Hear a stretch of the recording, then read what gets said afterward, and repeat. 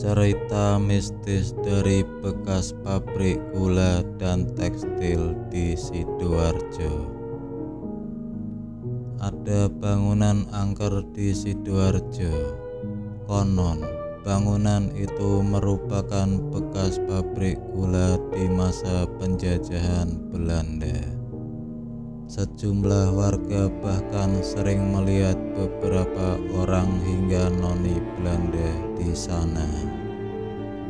Bangunan ini berada di Jalan Raya Tanggul Angin dari arah Surabaya ke Malang, tepatnya ke arah selatan Pasar Ngaban Tanggul Angin.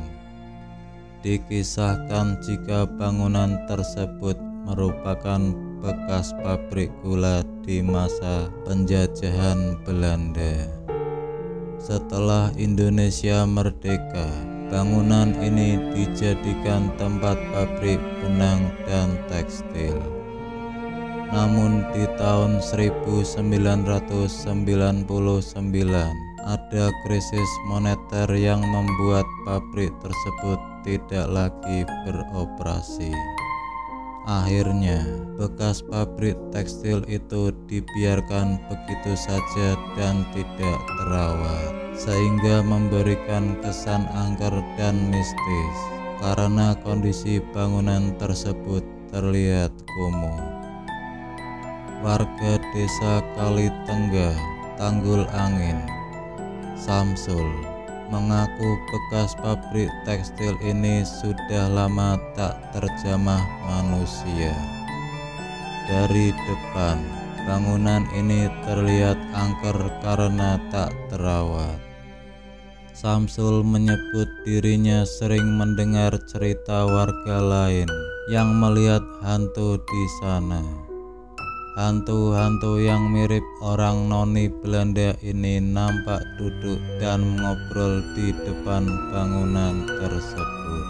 Saya tidak pernah melihat sendiri makhluk halus penghuni bangunan itu. Namun warga desa lain pernah cerita bahwa dirinya pada malam hari melihat ada belasan orang Belanda yang duduk-duduk dan ngobrol di ruang depan bangunan itu, sehingga dia lari berbirit-birit, kata Samsul di Sidoarjo. Keanehan-keanehan lain ini, lanjut Samsul, biasanya terlihat pada malam Jumat Legi. Namun Samsul menyebut yang melihat keanehan itu biasanya bukan warga sekitar, tetapi orang-orang yang sengaja ingin mengetahui peristiwa sebenarnya di bangunan itu.